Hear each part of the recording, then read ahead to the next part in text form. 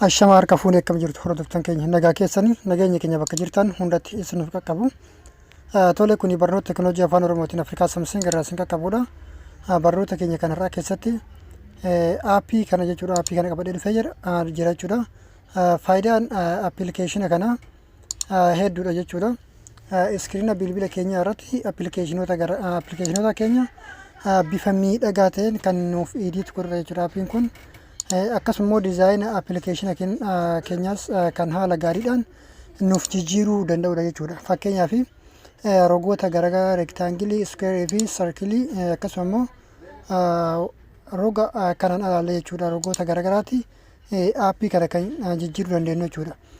Inni biraa jechuudha maqaa appilikeeshina sanaa jechuudha kan duraanii irraa kaafne yookaan immoo irraa haqne maqaa barbaanne aappii san itti moggaafne maqaa barbaanne fakkeenyaaf feesbuuka jechuudha. Maqaa feesbuukaa san irraa haqne maqaa biraa ittiin moggaasuu kan dandeenyudha jechuudha appilikeeshinii kun. Akkasumas piroofaayilii feesbuuka fakkeenyaaf piroofaayilii feesbuukaas jechuudha suuraa keenya irratti hidhachuu dandeenya jechuudha. Fakkeenyaaf feesbuuka appilikeeshina kana fakkeenyaaf matama appilikeeshina kanaa jechuudha. Haala kanatti inni kun haala kanatti jira. Suuraa keenya asirra galchuu dandeenya jechuudha. Appilikeeshina kanarra galchuu dandeenya jechuudha. Akkasumas appilikeeshinoota hunda irraayyuu haala kanatti haala aappii kanarra galchuu dandeenya jechuudha. Waatsaappii haa ta'u, feesbuuka, meessenjaraa fi kanneen kanaan alas hunda isaatu irra galchuu dandeenya jechuudha. Kanaaf aappii kana maqaan isaa Super P Launcher 4 P9.0 Launcher deem kan jedhu kana jechuudha. Isa kana ni buufattu jechuudha. Warroonni karaa salphaadhaan buufachuu barbaadanis diskiripshinii viidiyoo kanaa jala isiniif kaa'a jechuudha. Tole egaa hordoftan jechuudha gama barnootaatti osoo isin dabarsinu irratti warroonni gama Afrikaa Samsung haara dhuftan chaanal Afrikaa Samsung akka saabskiraayib gootan isin gaafanna jechuudha. Akkasumas mallattoo nootifikeeshinii fuulduraan baatu kana al tokko irratti kilik godhuudhaan filannoo sadan kana keessa isarra walii irratti guutuun viidiyoo nuti isarra gallakkifnu akka daddafee isin qaqqabu taasiftu jechuudha. Akkasumas viidiyoo keenya hunda isaa keessa deemtanii daawwachuudhaaf iddoo viidiyoo jettu kanatti baatanii viidiyoo hunda isaa daawwachuu dandeettu jechuudha. Kanneen diskiripshiniin eessa jettanii gaafataniif ammoo viidiyoo liinkii jala barbaadan san al tokkoof haala kanatti irratti tuqxanii yogguu tabsiisuuf irratti tuqxanii keessan yogguu cufatanitti haala kanatti tabsiiftanitti jechuudha. Maal gootu xiyya xiqqoo tanarratti al tokkoof kilikni gootu. Sana booda kallattiimaan haala kanatti liinkiilee garaagaraa jala kana argattu jechuudha. Kanaaf liinkiilee kanneen keessaa aappii buufachuuf jedha. Gaafii gaafachuuf teelegiraama wantoota garaagaraa feesbuuka akkasumas jechuudha sooshaal nuti fayyadamnu jala kana argattu jechuudha. Ispeeshaalii gara teelegiraamaatiin yoo nu hordoftan appilikeeshinoota garaagaraa kanneen maallaqaan bitamanii fi kanneen firii argaman aappii bareeda argattanii achirraa buufachuu dandeettu isiniin jedha. Akkasumas viidiyoo keenya kan daawwattan ammoo laayik sheer gochuu hin dagatinaa isin jecha gama barumsaatti isin dabarsaa hanga xumura viidiyoo kanaatti daawwachuudhaan na faana tura. Tole hordoftan keenya jechuudha. Aappii kana akkuma buufattanii xumurtanii maal gootu appilikeeshinii kanatti al tokkoof kilikni gootu. Sana booda jala kanarratti gabuudhaan intar iddoo jettu kanarratti al tokkoof ni cuqaaftu. Sana booda kallattiimaan okee gootu jechuudha.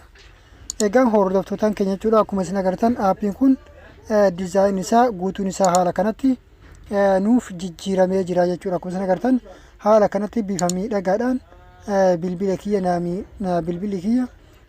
naaf miidhagee jira jechuudha ammoo naaf bareedee jira jechuudha. Akkasumas jechuudha aappii kana jechuudha maqaa jijjiiruuf fakkeenyaaf piroofaayilii irra galchuu fi maqaa jijjiiruudhaaf yoo barbaadan maal gootu jechuudha. Fakkeenyaaf aappii kana sakandii muraasaaf haala kanatti qaqqabdanii teettu. Sana booda iddoo idiit jettu kanarratti kilikni gootu. Sana booda jechuudha piroofaayilii yookaan ammoo aappii kana jechuudha rogoota garaagaraatti jijjiirachuuf yookaan ammoo suuraa keessan asirra galchuudhaaf iddoo qalamaa gubbaa kanarratti kilikni gootu.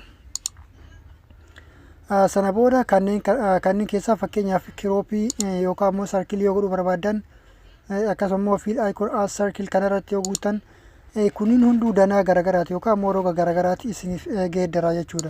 Akkasuma suuraa keessan irra galchuuf maal gootu kiliik gootu jechuudha. Sana booda erga iddoo sanatti kiliik gootanii booda maal gootu gaalarii iddoo jettuunatti kiliik ni gootu. Sana booda suuraa barbaadan suuraa keessan filattanii irra galchuu dandeettu jechuudha. Fakkeenyaaf suuraa kanaa filadhu. Sana booda jechuudha suuraa kana jechuudha gara barbaadanitti haala kanatti yoo barbaadan xiqqeessitanii haala kanatti kiroof gootanii jechuudha. Haala kanatti suuraa kana xiqqeessuudhaan irra galchuu dandeettu jechuudha. Yoo barbaadin ammoo suuraa kana akkuma inni jirutti guddiftaniitu waan irra galchuu dandeessu jechuudha. Fakkeenyaaf haala kanatti suuraa kana erga haala kanatti saayiza isaa guuttanii yookaan ammoo kiroof gootanii booda maal gootu gubbaa kanarratti iddoo danjetu kanarratti al tokkoof ni cuqaaftu. Sana booda jechuudha haala kanatti kunoo iddoo waasaappi sanarratti maqaan keessan guutamee jira jechuudha. Sana booda maal gootu okay gootu jechuudha. Akkuma isin agartan kunoo waasaappi irree piroofaayilii isaan ture amma suuraa kiyyatti naaf jijjiirameera yookaan ammoo haala suuraan kiyya irra naaf galee jira jechuudha. Akkasuma immoo maqaa isaas jiruuf haala kanatti ammas sakandii muraasaaf qabdanii teettuuni sana booda iddoo iidii teettuunatti kiliik ni gootu. Sana booda maal gootu iddoo qalamaa kanarratti kiliik ni gootu. Kan gara jalatti argamu kana barreeffama kana ni naqxu jechuudha. Fakkeenyaaf Afrikaa Samsung jedhu moggaasu. Afrikaa Samsung jedhee egaa haala kanatti moggaase booda maal godha okay jedhaan jechuudha. Kun egaa hordoftan keenya jechuudha. Akkuma isin agartan jechuudha. Maqaanis jijjiiramee jira. WhatsApp kun maqaan isaas jijjiiramee jira jechuudha. Kallattii maal asirratti yoo cuqaas ilaalu kun maalinidha WhatsAppidha jechuudha. Wanti kun WhatsAppidha jechuudha. Garuu ammoo jechuudha yoo akkanatti ilaalan WhatsApp miti wanta biraa kan inni fakkaatu jechuudha. Haala kanatti ilaaltanii sooshaala kamuu geeddarachuu dandeettu isiniin jedha. Tole egaa hordoftan keenya jechuudha. Barnoonni keenya kan har'aaf qabannee dhufne kan hamma ammaatti wajjin ture kana hanga barnoota biraatiin deemee ol geenyutti nagayaatti isiniin jenna.